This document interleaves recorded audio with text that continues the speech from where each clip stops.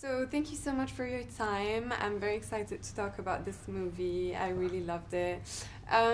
So was this? It was quite a like explosive reinvention. Was this something you maybe secretly had in mind since being in the first one?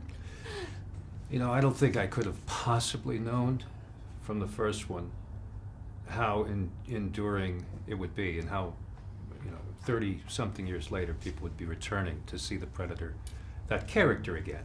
So no, I could never have imagined at the beginning for it to be such a long-standing thing.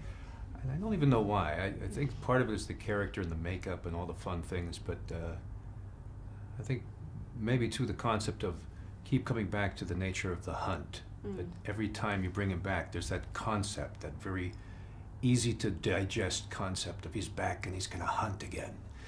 So yeah, but who knows? Each hunt's different. This one's different. It was what we thought of at the time. It's certainly not exactly what the first one would have suggested. And do you find it fascinating what makes some movies like such iconic references, Yeah, I think once again that part of it is you can do endless one-offs, which is to say that you bring him back again, it's a different Predator even, it doesn't matter. You call it the Predator, it could be a different one. And it's a different group of guys every time. So who are they this time? New ball game, here we go. Who are the guys this time? And you bring in these new people and give them the chemistry and hopefully the camaraderie of a soldier's unit. Or you change up the setting, but either way, it's come over the years, I think, for people to think like the Predator's a friend. Like an old friend is back to visit, he's back in town. Oh, honey, look, the Predator's back, let's go see that. Because it stands in your memory. Not only is the children of the people who saw the first Predator now still seeing the Predator, but now their children are about to see Predator again. So I just think it's remarkable. Alien, Predator, maybe RoboCop, these science fiction staples, you're right, that do go on forever. And you mentioned camaraderie. It's such an important theme in the hunt, but also in the series, all throughout the series. Does it make it even more important to get the right ensemble? Oh yeah, That's. I always start from a vantage point of character. So to me, the Predator will be what he is, and you'll devise those sequences. But you start with who are these guys? How do we get the right groupings, cast the right people? And I think we have a pretty remarkable cast of characters in this one that sort of reflect that kind of rough, raw, macho attitude, maybe that you'll recognize from the first one, but they don't have the big, giant muscles necessarily that the first soldiers in the first Predator did. They're a leaner and meaner group. And I think that hopefully they're a little more relatable because they're kind of helpless and scared. And more modern in a way, I feel. Yeah. And so having been part of the first one, you were familiar with the fandom behind those movies. So how is it now bringing it back with, stronger Predators and a whole new cast? How has it been touring?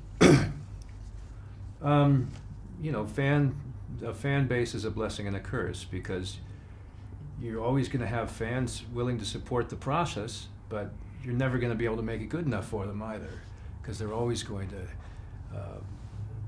jump on something or other and say, but that's not what I wanted to see. And the other thing that's odd to me with regard to fans is the way everyone wants to see these trailers.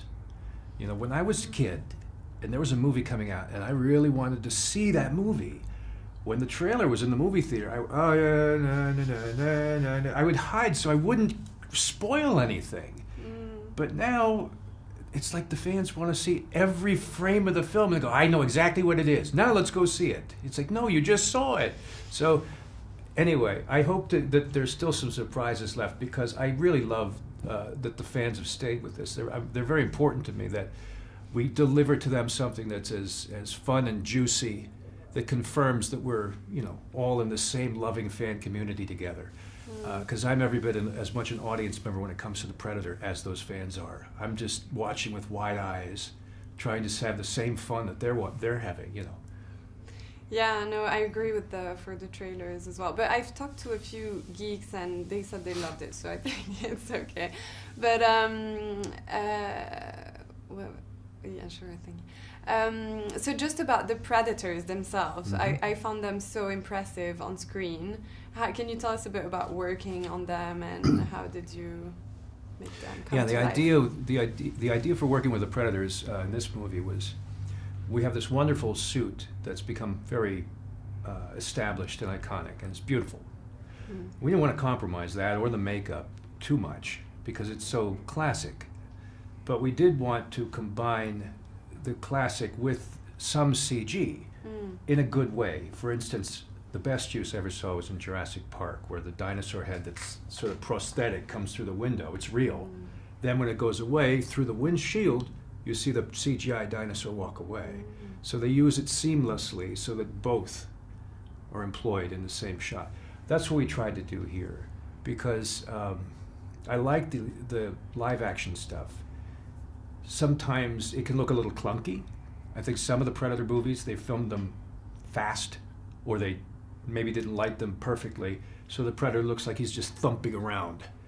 And you want a faster, kind of slicker Predator that jumps and spins, and so we've tried to have a trade-off between the practical VFX, visual or special effects, and then the VFX, the visual effects of the CG.